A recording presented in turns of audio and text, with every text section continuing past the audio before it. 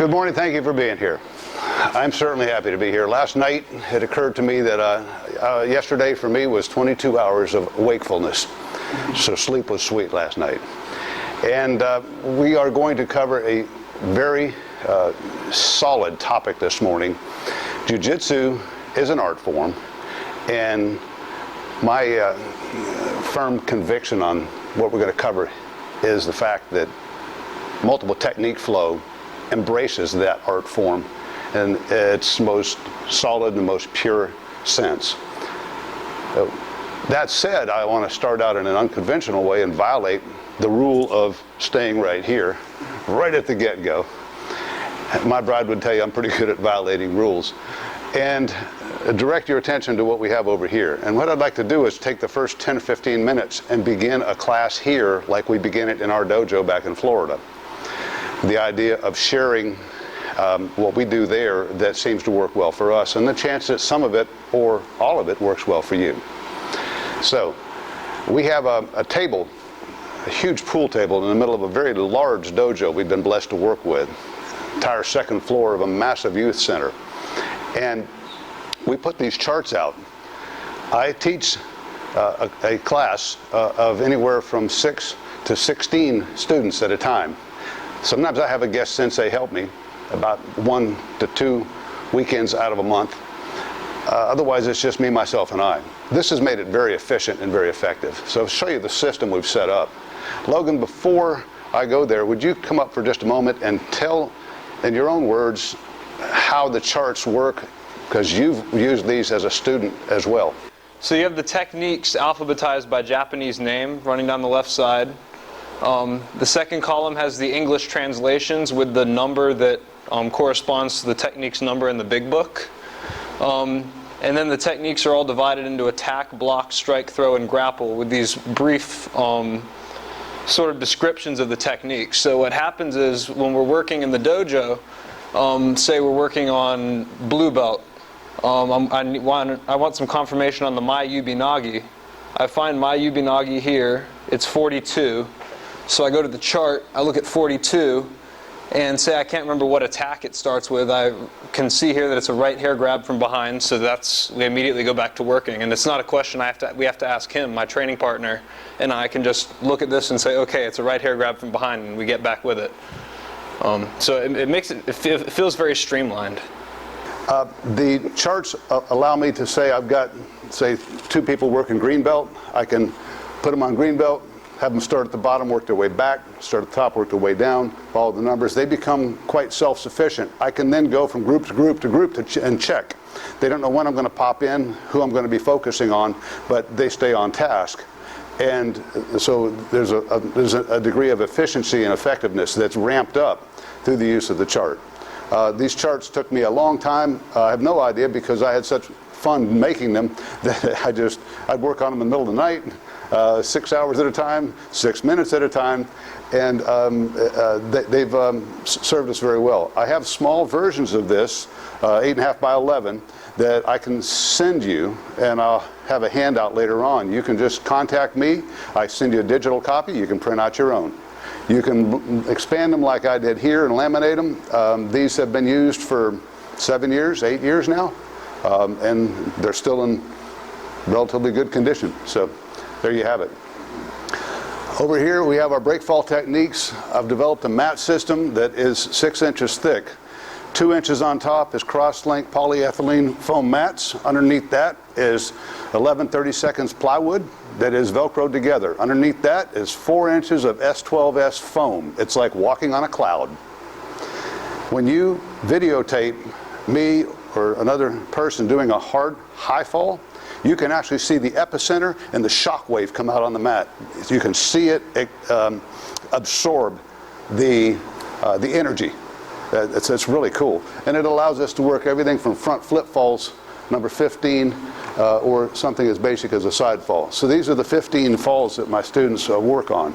They don't start out day one doing that, obviously, but they work up as they move through the belts. Belt numbers. This is something I use where every 6 months I do a session open to the general public.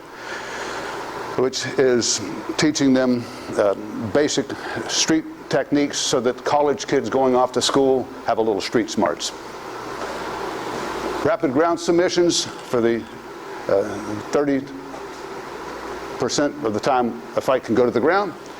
Training for self-defense. This is what we're going to be covering, these topics, on Sunday's class.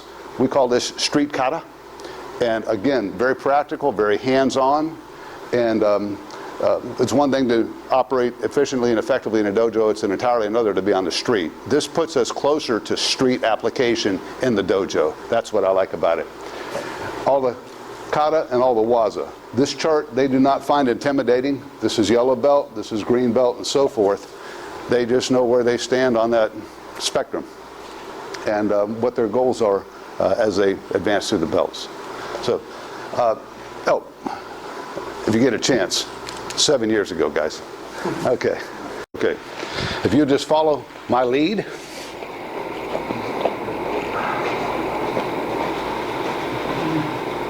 We're stretching the bottom of our feet, our calf muscle, to a certain degree our hamstring and our buttocks. I never used that word until Paul Haynes kept using it in class.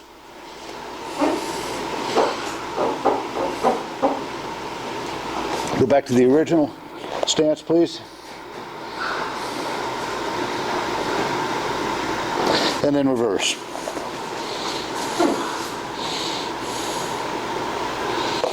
Okay, come on down.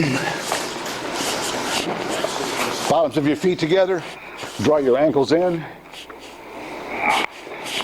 You'll grab your feet like I have and then push out, push down with your elbows. We have young ladies in our class that lean forward and put their nose on the floor.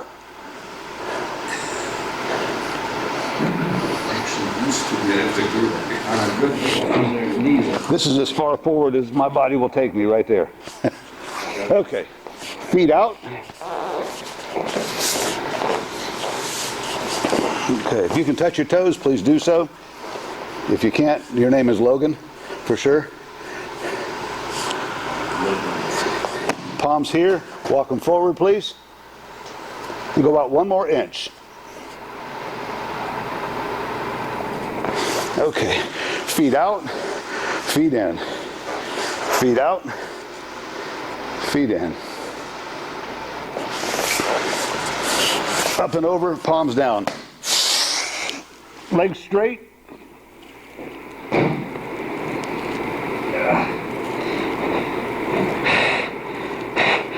Come on up. Left leg over. Beside your right knee. Reach around, grab, and then look over your left shoulder. You'll feel the stretch goes further with that look over the shoulder. Other side, reverse please.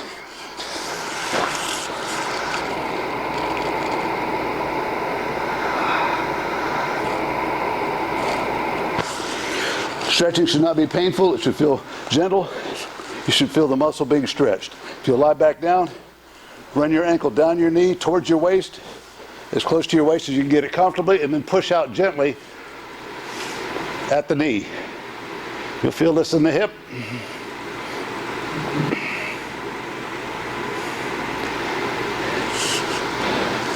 If you then straighten out your left leg, take your knee and bring it down toward the mat. Your leg is now at a 90-degree angle. Your knee should just about touch the mat or actually touch the mat. Now draw your ankle up toward your shoulder. Put your knee back down to the mat. Your knee should be even closer to the mat. You can feel this stretch your front of your leg, your quadriceps. You also feel it in the lower sides of your torso. Other side, same stretch, pulling your leg up and ankle towards your waist, push out on your knee.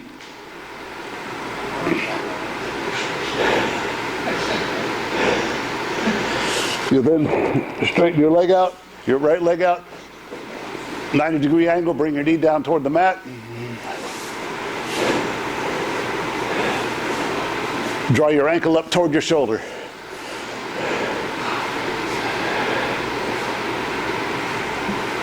We've done these so regularly, any student in our class could lead them. And come up and over again, this time palms up toward the ceiling. Legs straight. This should feel a little different. Maybe a little more relaxed. Okay, stand up please. Cup your hands like so. You're just going to lean over, like a good morning exercise, and relax. Just hang there. Feel gravity. And now come down slowly, slowly, and come down as far as you can comfortably. Touch your toes if you're able, knuckles if you're able. It's okay to bend your knees slightly, and then come up slowly, stacking up your vertebrae. Just come up very slowly. Good. When you get here, standing back bend, just go back as far as you can comfortably stretch. This is preparing you for the next stretch, which is this, right here. Come on into it, please.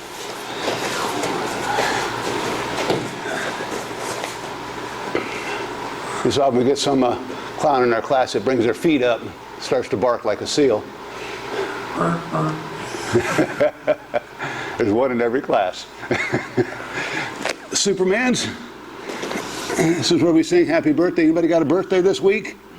Okay, we don't have to sing, that's great. We'll go as far as singing happy birthday to somebody's pet if we can't find a human being. Hands behind your back. This is a nice lying back extension. And come up again. Again, this ought to feel more comfortable than when we first came down.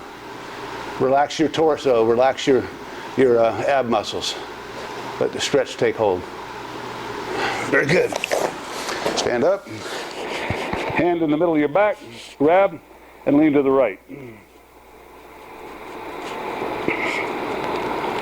And forward and backward. Forward, backward. Grab 3 fingers and just hold to the side. Go over a little further. Take that same arm, put it across your chest, elbow across. Go ahead and make a fist, turn your hands inward, and then look behind your shoulder again. Get a nice shoulder stretch. Flip side. Same thing. Forward, back, forward, back. Grab 3 fingers.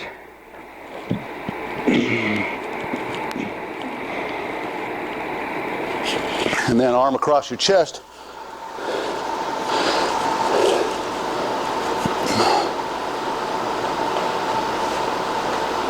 Very good. You see how we're working our way up the body. At this point, we roll. Just don't roll more than 1.5 times in any direction, but go around each side.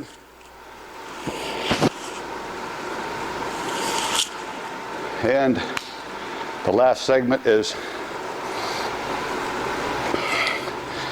one of the more gymnastic people in our dojo will do this and then flip himself, or flip side fall, like he just threw himself. Okay? We just did a hand throw, and now we're doing a Kirby waza.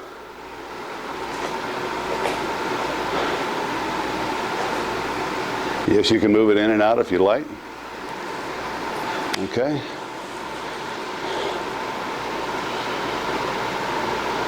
And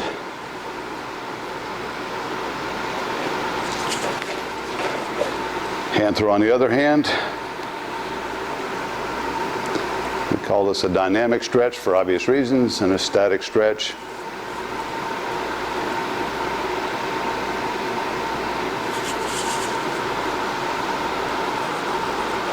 I'd like to walk this one up and gooseneck. Very good. That's it. There's your stretch. Now, we've got that going. We have a 10 to win workout. I encourage my students 2 at a time to come to my gym at the house and do the 10 to win. They establish their own numbers. Fitness, in my thinking, as someone who teaches martial arts, I promote a healthy diet, a Mediterranean diet, if you can go there, or something that's a little more stringent. If you can't, you're looking to lose weight. The other thing is overall fitness. from like so. Hey! The muscles that I use to throw that cross punch, some people call it a reverse punch, or the jab, same muscles we use when we do push-ups. You always have your body, you always got gravity. No excuse for not working out. So we do 2 exercises in our dojo on a regular basis, and everybody has their number. Eventually everybody works up to the number we do in the dojo. 35 push-ups, 35 walking lunges. The push-ups hit your core, lower back, and the muscles that we use for punches. So what I'd like you to do is drop and do the number of push-ups you're comfortable doing. We stop at 35, but whatever that number is for you, keep it to yourself, okay? If it's 5, if it's 10, if it's 12, there is no pride involved in this. There's fitness involved in this, okay? Most of us in our dojo can do a lot more than 35 push-ups without stopping. That's not the point. The point is we work out together, and 35 is a number we've settled on as a dojo. If they hear me say, hey, hey, hey, they know that somewhere in the middle of class we're doing 35 more. And at the end, we'll do 35 more. They leave that day, they've done 105 push-ups, 105 walking lunges. They're happy. So am I. But we usually just do exercise at the beginning. Okay, walking lunges. There is a way to do these that works. And there's several varieties. You got the prisoner variety. Okay? You got this variety. I like to do the nerd version. The nerd version, hands to the side, step forward far enough that your knee stays over your ankle. Don't let your knee get out over your toes. You'll tear your knees up. This is a powerful exercise.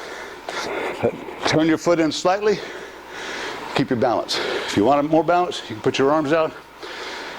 This is more beneficial than static lunges. Static lunges have you going out and back and out and back. This has us step forward, step forward, step forward. Occasionally we'll do them backwards. 35. So if you want to roll the camera or not, we're going to go ahead and grind out as many of these as you're comfortable with. Going down, coming back. We go in a circle so that you don't get that rest. And it is different when you can stop and turn around. That little stop is enough to give you a little rest. But if you keep going, you feel a delightful slight burn. Okay? You get all the benefits of strengthening your legs without all the impact of running.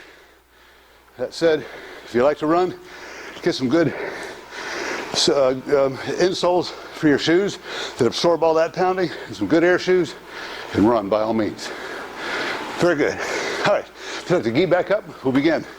At 8:30 on Friday morning, somebody wanted to know where we were. I had announced it in June, I'd announced it at the end of July, and also last week, twice. Somebody still showed up. Where are you? I'm in California.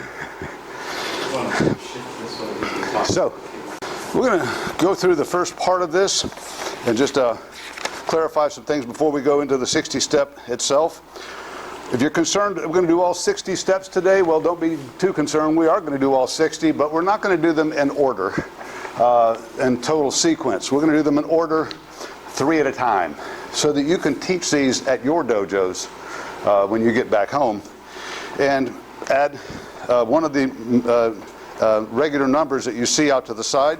If you do that in 17 weeks, your students know this and they know it well. Okay? So if you want to turn to the center of the booklet, the center staples, and see where it says 60-step multiple technique flow, you'll see the attack is a right-hand shirt grab during a left punch. Number 1 has a joint lock, a ki, and a strike. That's the first 3 techniques. The ki, hey, is a technique. It is a technique. That's how you get them to ki. If they're not kiing, they're leaving out a very important technique. And we all know the benefits. I won't go there. The second week, you simply have them review the first one, and you go to number 2, which is again a joint lock, a ki, and a strike. Third week, joint lock, ki, strike. We're starting to see a pattern here, right? Then there's a star. You'll see 3 stars during the 60 sequence. That star is because we put 2 strikes back to back. Okay? The 4th week, you've got joint lock, ki strike. 5th week, 6th, 7th, 8th, 9th. And you'll see after the 7th week, we have added an additional strike. After the 10th week, we've added an additional strike. Okay? End of 17 weeks, they've got something that's quite valuable. You'll see that what they will do is use it. They'll use it in their kimi no kata, their focus techniques. They'll use it in their randori. They'll use it a number of ways that surprise you. It shows up in testings, pieces of this and pieces of that.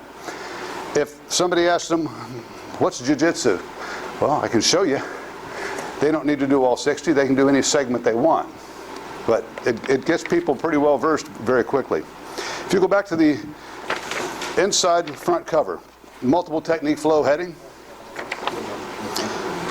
it has a definition of multiple technique flow in the first paragraph. You've probably already read it. I will start in the middle of that and say the practice of multiple technique flow will transform your jiu-jitsu from the mere study of techniques into an art form. Its basis is found in the axiom, always have another technique ready in case the technique you are using quits working, fails. A simple example of multiple technique flow is evolving a thumb tip press into a hand throw, into a neck stomp, into a shoulder lock. So Logan, if I can have you come up here a second. We're going to show you what this would look like off of a handshake, and this is a very short version of multiple technique flow. He won't let go of my hand. This happened to me at a 40-year high school reunion. The same clown that did this in high school did it 40 years later. Not to me, he didn't. Okay? We can take this, move it like so, turn it into a hand throw, take him down, bring him over like so, and come in with a shoulder lock. What's missing? There's something very important that's missing. Ki, okay? And good. I'm working with black belts. How cool. Great. Okay, so we have, this feels so good to not be tired. Okay, so we've got the thumb tip press. Hey! There's the ki and a strike. Hand throw. Hey! Now that strike is right there. It's not he lands and then we stop. And no, he lands, the strike is waiting for him. Okay? This becomes that. He wants to go over for hey! Or hey! Or hey! Got all kinds of options. Okay? And bring this in for that look, mom, no hands look. You know? Very good. So, multiple technique flow uses strikes to prompt a natural ki sense. It's a great place for a ki. Not that you can't or shouldn't ki on a joint lock. There's no bad time to ki. You can yell your brains out. It's going to make you out of breath, as Michael Langewisch noticed last night. I just did a very short one, and even though I'm in good physical condition, I'm up here huffing and puffing. Ki's do that, for sure, if you're done right. But the ki has an extremely important part in multiple technique flow because it buys something called time. Time is very valuable because if it's working for you, it's working against your opponent. If your opponent's controlling the time and you aren't, it's working against you. Strikes will buy you, you know, the estimates are half a second, 7/10 of a second to go into that next joint lock or that next technique, which is plenty of time for you to do what you're going to do if you have that second technique ready when the first technique fails. We called this originally checkmate multiple technique flow as we were developing this in our dojo. That's the paper I had the privilege of developing this over several years. The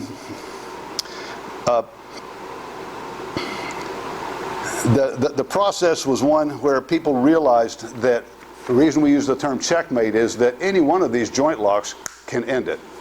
Not that any one of the strikes wouldn't, But the joint locks can all be devastating, and they can all stop the confrontation if they're taken out to their natural conclusion. And we know that about our art form.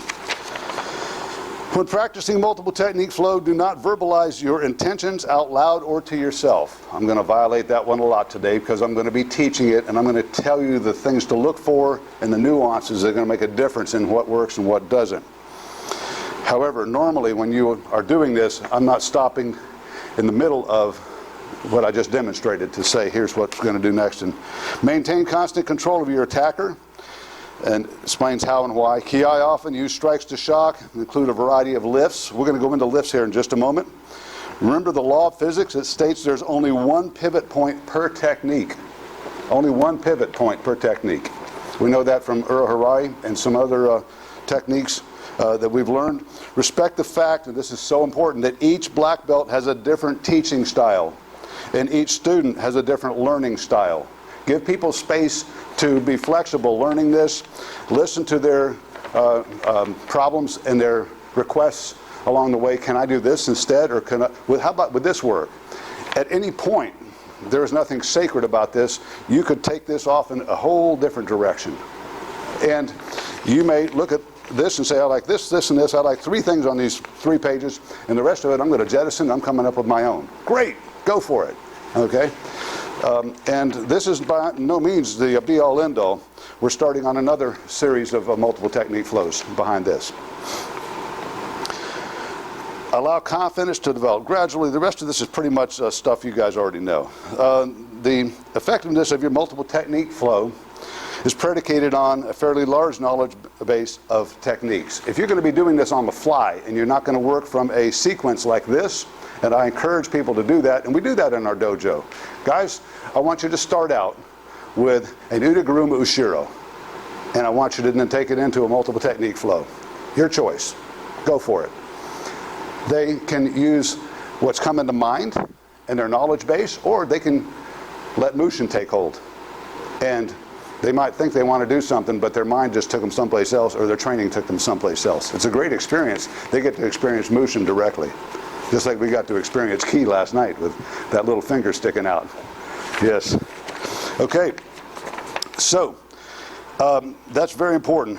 Obviously, plenty of practice, and develop your situational awareness. That is being able to think on the fly and use Mushin to your advantage. The next page over here is a basic rule of multiple technique flow, and that is to maintain constant contact with the aggressor. Okay? There's some pretty obvious reasons for that we state in here. And then the purpose of lifts. Students will ask, why am I lifting somebody up? I just threw them down. Why am I throwing them up? Lifts are accomplished a number of ways, and we're going to go over some of the lifts right now so that you have a understanding of the varieties that are out there, and maybe you'll create some more of your own. But the bottom line is this: there are options that I want to be able to exercise when it's to my advantage to lift an aggressor up and use him as a block, or to let that expression on his face be out there for all of his buddies to see. Okay? Maybe I need to move him because we need to get out of here so we can hide, and I don't want him running his yap. So after I get him to wherever I need to have him so that we're quiet, he can't go, then I can decide how I'm going to silence him. Lifts are accomplished in many ways. The arm twist elbow lift. Let's start there. Logan, may I use you again, please? Go ahead and lie on your back, please. The arm twist elbow lift. This is done wrong. This is done incorrectly so many times, and it doesn't matter how many times we teach it. It seems like it's a difficult concept for lower belts to grasp. I have him like this. I've reached over like this, and I'm putting a twist on his arm. That's not going to get him up. But if I have my hand up underneath his elbow and I put a twist on that arm, it's going to make him want to come up. Okay? I don't have to say, would you come up, please, sir? Go ahead and lie back down, please. This twist right here, not here, here, arm twist, elbow lift. I've got the bent. I do this right here, and up he comes. It hurts doing it to him because this is my son, and I know what that feels like. You can't get up fast enough. So, arm under the elbow, or the hand under the elbow, and twist that arm towards you. You're just putting the gas on a motorcycle. Okay, motorcycle grip. Bent finger lift. You'll see this one a little later today. Come back down, please. I want to bring him up. I simply do this right here, and that makes him want to come up. I can add something to that by putting my arm up underneath here as I bring him up. And I'm just going to a parent joint, and that's going to take it back here into that axis joint right back here. That much faster. So if it's a really big guy, go ahead and go back down. I don't have a really big guy here, you may have noticed. But we got this right here. I can bring that down right here and just go ahead and come up like so. Okay? This has everything we need. And it's pretty interesting because we're out on the end of the fingers here. And we've got the fingers involved, this joint, all these joints, this here, this, all the way back. Okay? Bent thumb lift and finger curl lifts. Bent thumb lift. He's lying on the ground again. Going to bring him up. This one right here. Okay? You're probably going to break the thumb in that process rather than lift him up. And then bent finger lift, rather than going backwards, we can bend them on themselves and make them want to come up. Okay? This is a small version we call milking the rat, where we bend the finger back on itself. The look on his face tells you what's happening, but just milking the rat. If you want to take your own fingers and just go ahead and take that index finger and bend it, and go ahead, bend it back on itself. One more time. I think it makes the rat squeak. That's why it's milking the rat. Yes, okay? You can do it to more than one finger at a time, but yeah, okay? Very effective ways to lift people. Maintain control. Okay, so excellent practice for the street and a great confidence builder. Last things we need to mention. Let's go ahead and begin by going through the multiple technique flow. We'll direct you to the last page, the back cover. I said earlier I would give you contact information. There's a mention of the books that I've written here, not so important. Contact down at the bottom, jujitsu@atrq.com. Go ahead and shoot me an email and request for what information you want. I'll send you back digital files. Jiu-Jitsu has always been nonprofit, and there's no charge for any of my hard copy materials to black belts. There's no charge for any of this to anyone at any belt level. Okay? The charge that I have for my teaching materials below black belt is my cost. So they know that this is entirely nonprofit. This, I should just mention before we get back into it, is the book that I wrote for our dojo. This is our entire teaching curriculum on 360 pages. So I can have them go home and read up on topics that we're covering. This includes 5 different kinds of kata. And it also has a DVD in front that's instructional. The book has served us very well. And What's the title? the title of the book is Balance, the Art of Teaching the Gentle Art, Directed Positive Action for Everyday Living. Okay? I did copyright it with the obvious intention of just not having anybody else use a jiu-jitsu form of literary jiu-jitsu on me. Okay? But I also put in the copyright, there is no promoting this book for any reason for monetary gain by me or anyone else. That's part of the copyright. So, okay.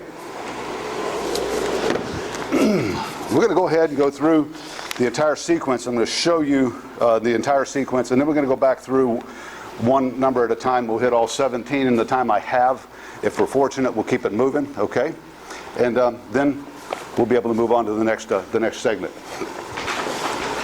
Before I do this, Logan, I'm going to ask you to come up one more time, please. I'm going to ask for the mantra that we're going to use today. Jeff, when you said it so well earlier, quarter speed.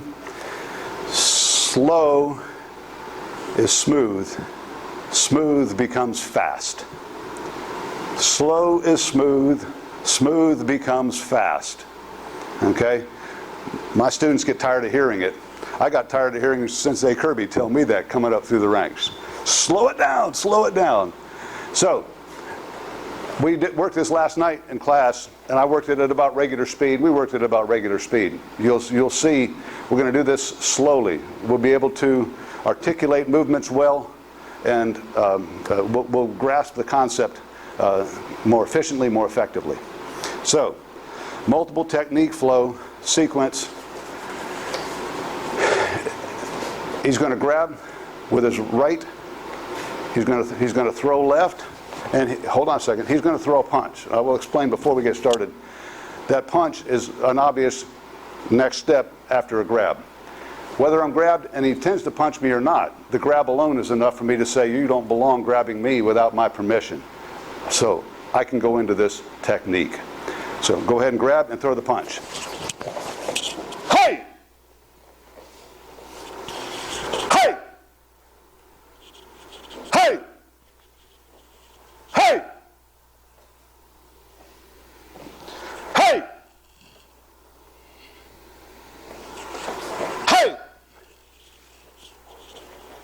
Hey!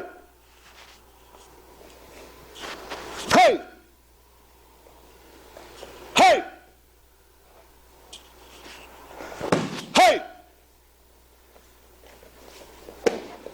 Hey!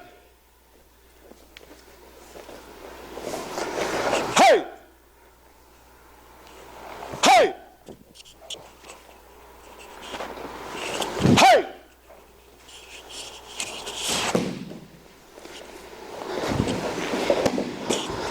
Hey! Hey! Hey! Hey! Hey!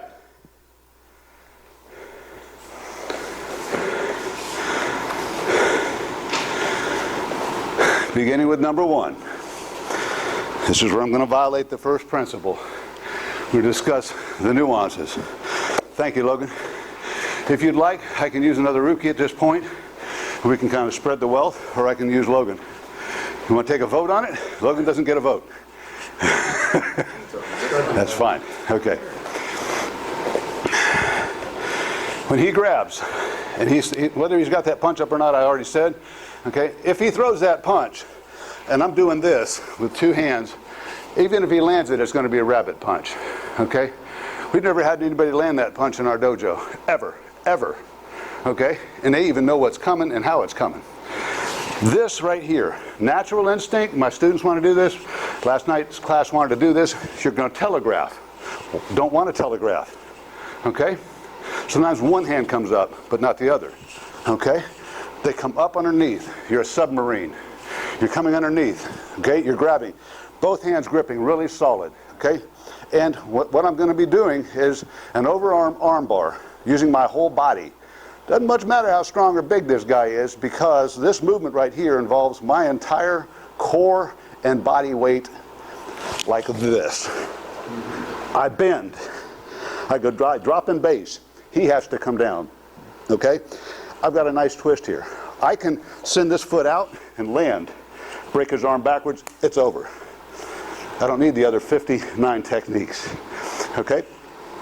This right here is sitting waiting for me. This right here is waiting for me. And anything else I want, any other direction I want to take these fingers. Okay? Okay? The next step on this is the strike. Hey! That's a hammer fist to his face. I'm far enough out that the hammer fist is going to land just fine. Very comfortable for me. Not so comfortable for him. Notice I can maintain this control right here.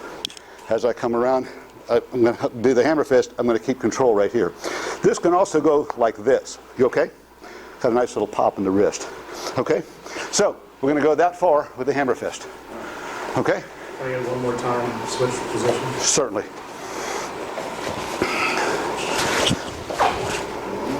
Hey! Now, what did I do wrong? I moved way too fast. Slow is smooth, and smooth becomes fast. So, come up, nice and gradually, over the arm, like so. Set this very briefly, and we go with the hammer fist. And now, there's one more thing that has to happen. When that hammer fist goes, hey! Get that ki in there. I want everybody to ki. That's one of the techniques that has to happen. Good enough? Great. Let's go. Let's break up into pairs and work this. We're not going to repeat this one in the interest of time. At the end, we can attempt to do them all if you wish. We're going to take the joint lock hand throw, the ki, and the right front kick to the groin. Okay? So, joint lock hand throw. At this point, I've done this right here, and this is where we left Batman and Robin. Okay? So what we're going to do now is a hand throw. From here, I've already got this twisted way back this way. I'm going to come around, and I'm going to reach like so that I can get my hand like this, and then come across like this. My lower belts still do this, that's fine. Okay? I recommend doing this for the hand throw. Okay? And we're not going to complete this as a kata no nagi. We're not going to complete the hand throw. I'm not going to send it so far that he has to go down. I'm going to stop here. And, hey! A nice solid kick to the groin. Okay? So, if I move this, coming off of this, come all the way around. Reach as far as you can. Get this twist in here. So your thumb's on the back of his hand. Come around like this. Hey! This is where we'll pick it up. Okay? That much right there, please. One of the beautiful things about this particular strike and this groin kick is that chances are better than 50-50 that when he turns around, and I've done this right here, and I'm come around, okay? He's not going to, he can be like this, and that's fine. I can use a front snap kick to his groin, or I can come right up, okay? And if his feet are any kind of a wide apart, use his legs as a vortex so that you just go right up and his shin, your shin connects with his crotch. That way it's a less likely to miss. I'm not going to hit above, I'm going to hit right at the target. And the legs make that an automatic thing because it just can be a guide. I could kick here and still hit his crotch because it's going to slide right up and go to the target. Okay? All right. Once we're here, and I've got the hand throw going, okay, what we're going to do is then step in and lift up slightly to come in and set this. Now, when I go to set this, I want to have the wrist bent, okay? So that I'm not just doing this here. I've got the wrist involved. I can bring it back on itself. I can kind of get a Z going on here, okay? And as I'm coming in to do this, my knee is then going to go into his crotch. It's another crotch strike, this time with a knee. I don't know how many of you have ever had a situation. I like to wear martial arts shirts. When you do that, you're in a sense a sitting duck. I like to discuss it with people, and usually it's a discussion. But every so often, some teenager will set his friend up to go and do that to me. Okay? I've got an automatic comeback, but first thing I'm always inclined to do when somebody invades my space like that is run a knee right up his crotch, and then we'll talk. But my usual comeback is, I teach. Here's my business card. What's your name? And diffuse the situation. Okay? And we end up with a nice conversation. Yeah. Not what they expected. So I mentioned that in case you like to wear martial arts attire from time to time as well. Okay, so this, again, I've got the hand throw ready to go here, but we've not completed it. We will complete a hand throw later in the sequence. We're here. When I reach under, I don't want here yet, I want here. And then, hey! Knee, strike. Okay? Careful with the knee strikes. Here we go. This by itself, just the strike, because this is an area, again, that requires a lot of persistence in getting across. Okay, so we've got this right here, and make sure that your thumb, as I said earlier, comes across. We don't want this right here, we want this. Okay? And I've just dropped the knee in. Hey! I'm going to turn. This is going to be a really tight turn because my left elbow is going to connect with his sternum or solar plexus, just beneath his sternum. And it's going to be a hard strike, a debilitating strike, and it could be a kill strike because a strike like this can stop a heart. We turn around like so. Now I've released this slightly, but I've still got the arm bar, and I've turned tightly enough that this elbow comes in and right in the solar plexus. We turn this around so that the camera can see. Okay, I'm moving from hey to tight turn, hey! Okay? What happens is, when I'm working with people on this, there's a tendency for this turn to go like this right here. You can see that. You just know it. And you'll see it in your students when you work with them. And that it is a tight turn, but it's not so tight that it's not very comfortable and very effective. Okay? So, left elbow to sternum, and again, it's a body awareness thing. It's not hard to know where his body is. I've got a hold of his arm, and I just kicked him in the groin. Okay, good. All right, so we'll work that strike. I have just come around like so and landed this strike. My feet are together enough for me to effectively drop in base if I haven't already, so that we can then do a basic hip throw with the arm bar. And this is what's going to happen right here. He's either going to bend his arm slightly, or I'm going to be able to keep it out here straight enough to do the lift and get this. Okay? I encourage my students on this, if they go to this right here, hey, I may just complete the throw. And we're going to go to something else entirely different. Okay? So you say, well, sometimes it involves a little student cooperation. If I want, I also have this option right here. Hey!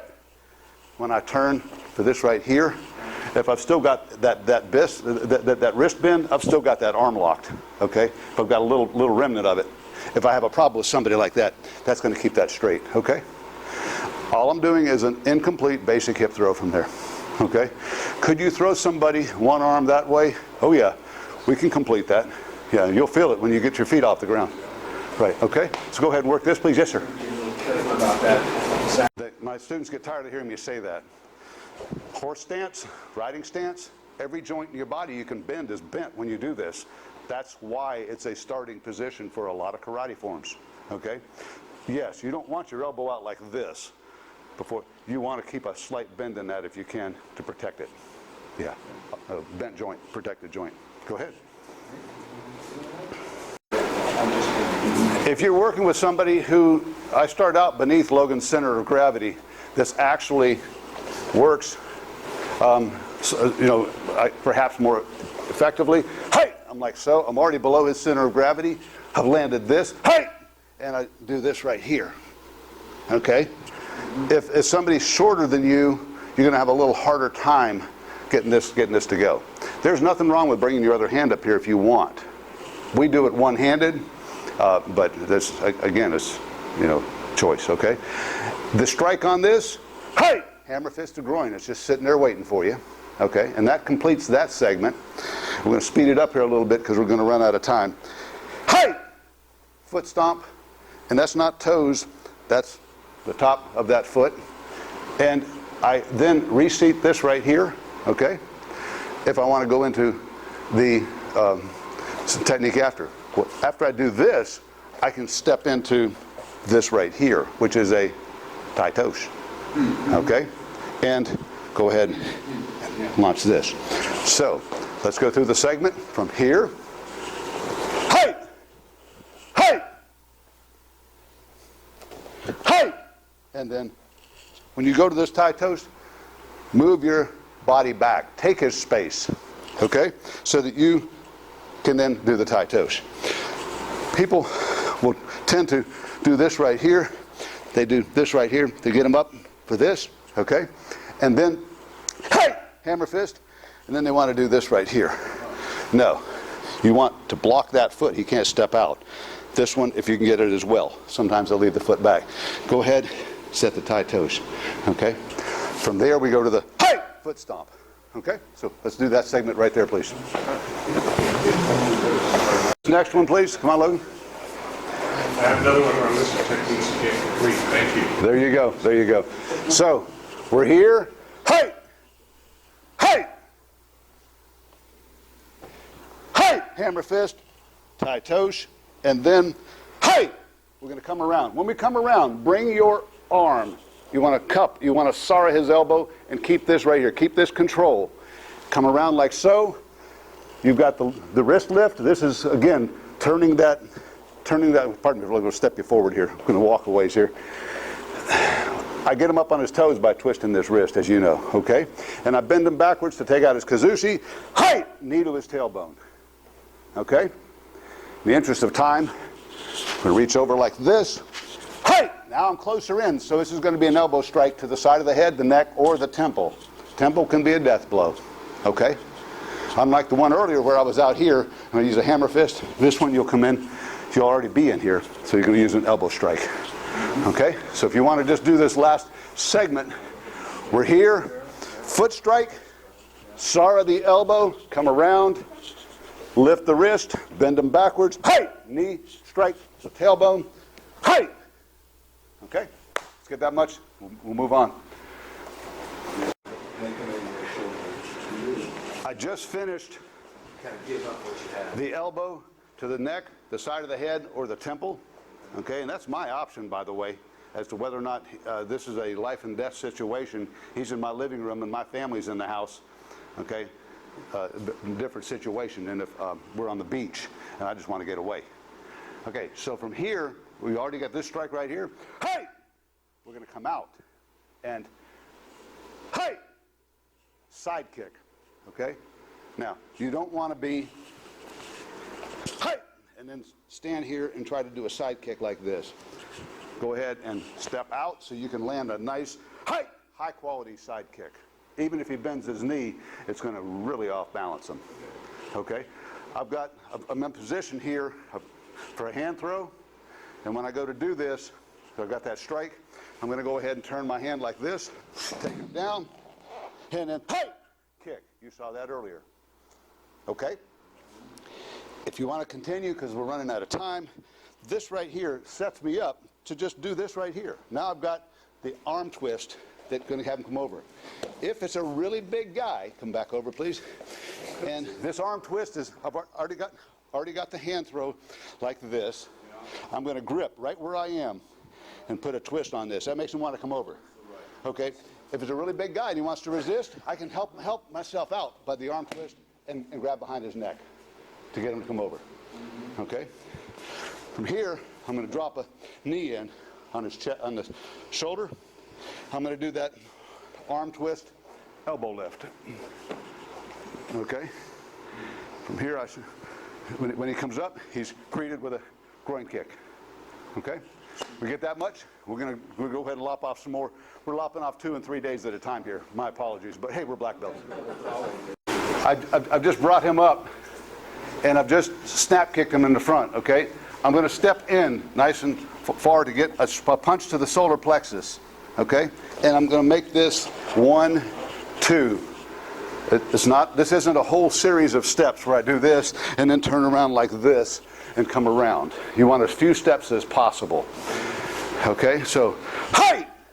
Turn, and we're good to go. If I let his wrist slip, if I don't let his wrist slip, I got something more like that, okay? He's already going to want to come with me. I can step backwards and pull him to the ground if I choose. What I'm going to be doing instead is I'm here, I'm going to send this across, hey!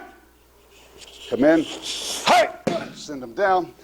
This right here, do not pull out, pull straight back. As he comes over, I help it along with my knee. Step in, drop here.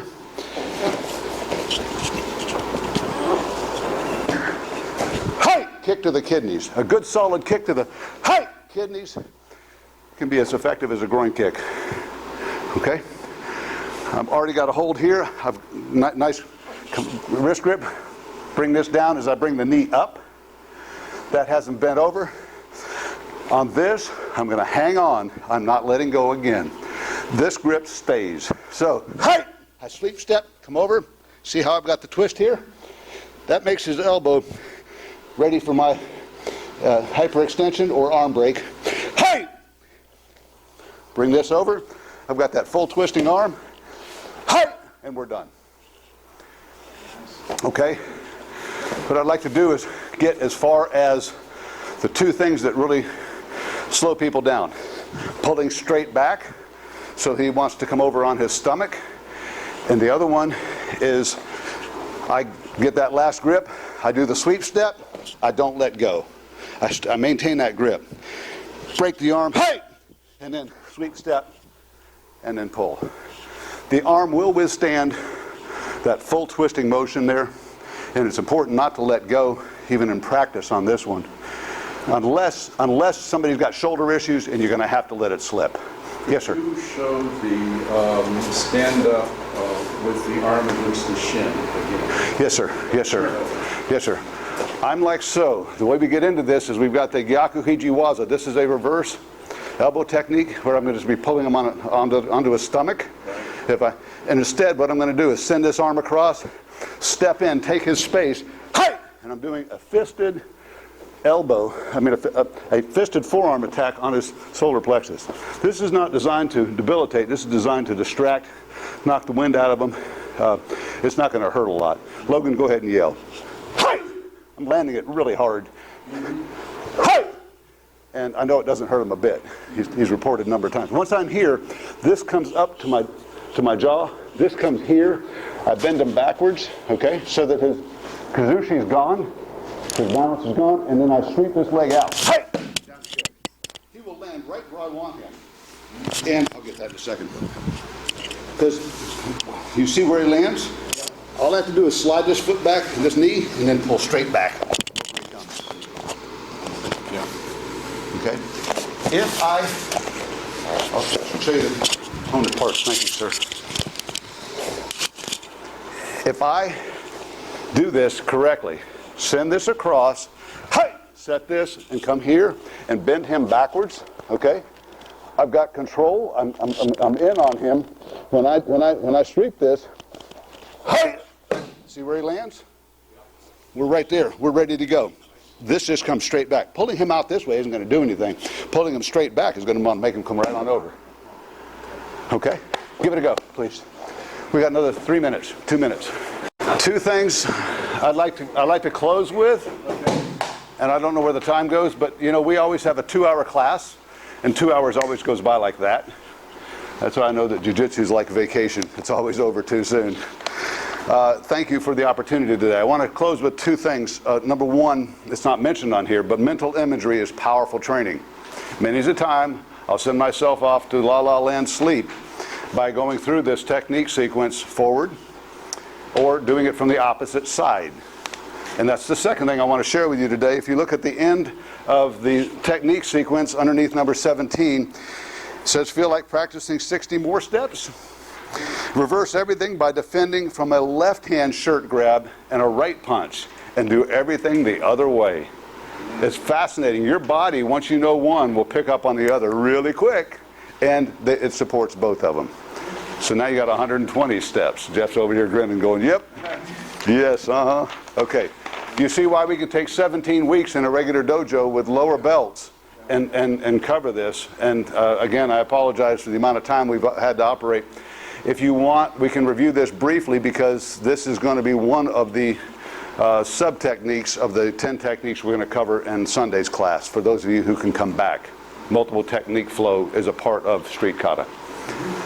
It's a pleasure. If you'd like to watch the entire sequence slowly one more time, and we have the time, I will do it now or I'll do it later. I'll do it whenever you would like. We can do it outside of class if you want to clarify something. Later? You got it. Thank you very much.